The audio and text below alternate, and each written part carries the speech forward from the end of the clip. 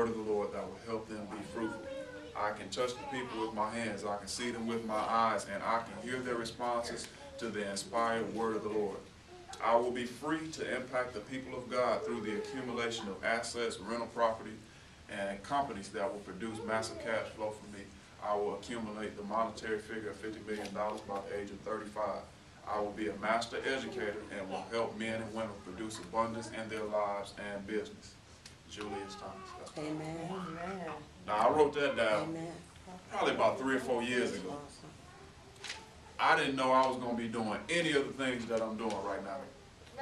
And the $50 million is really a baseline for me. I just know I don't know why, you know, that came out of my spirit. I don't know why I wrote that figure down, but I know I'm going to have that. Amen. So, that's what, 6 years from now? So y'all want to be connected to me 6 years from now? Like Lisa. I am.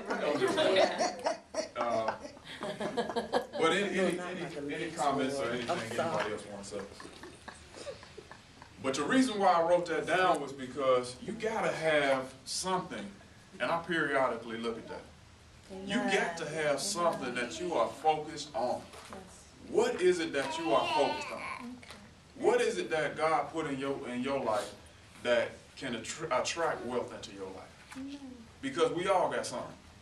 You know, Whitney Houston is, of course, she just passed away a couple weeks ago, so she's, news right now.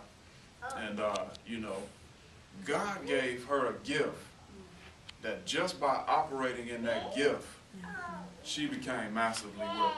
Now, of course, she had a gift that, of singing that was very rare.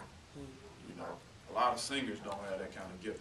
But even though a lot of singers don't have the type of gift she had, they have that gift of singing. And they're still able to accumulate wealth as a result of them operating in the gift that God gave them. All of us.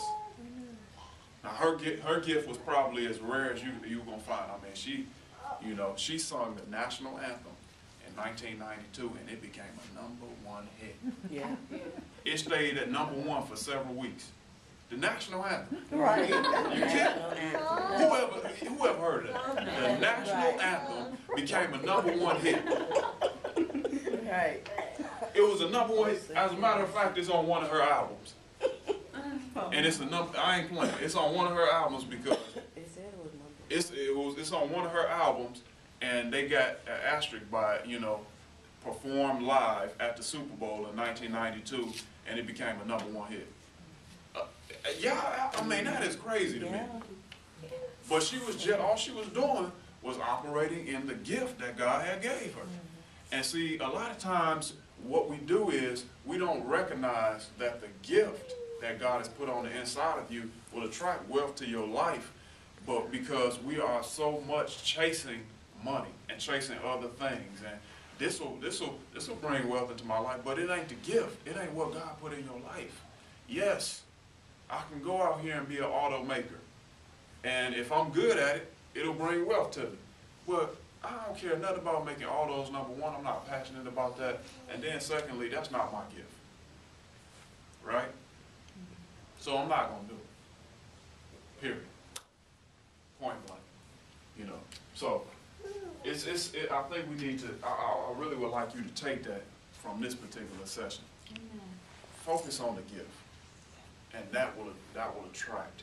Focus on the purpose and the gift that God has placed in your life. That will bring the wealth. Brother Marcus, you